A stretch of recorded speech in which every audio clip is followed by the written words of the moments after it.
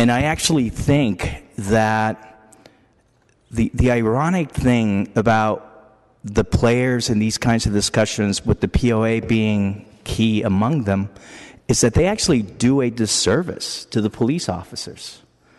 The Police Officers Association, I think, is actually largely responsible for undermining the respect and the trust that police officers have within San Francisco. And in an effort to protect their members, they're actually doing harm to their members. Because you're not protecting your members by sticking your head in the sand. I mean, it is disrespectful, in my view, to not just the community, but to the police officers who understand that even in a police department as enlightened and as advanced as San Francisco, again, a department that in my opinion is the best department that I've been exposed to, even here we have issues. And the reason why acknowledging that those issues exist and at least recognizing the fact that the Alex Nieto issue is an issue is that it actually recognizes that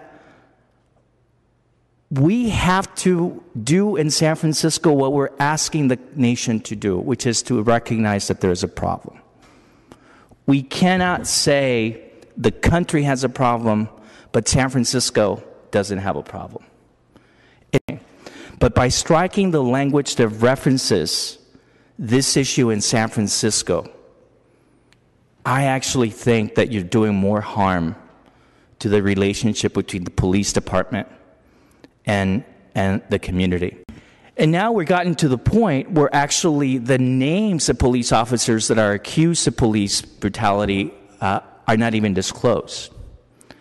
I actually think that harms the officer. I think that harms the officer because it makes it look like we are hiding something. I think that the POA has every right to be protective of their officers, but it's actually doing a disservice to those officers. I think that we need to acknowledge that San Francisco, arguably the best police department in the country, has issues as well. And I was immediately criticized by the POA as being anti-cop for doing that.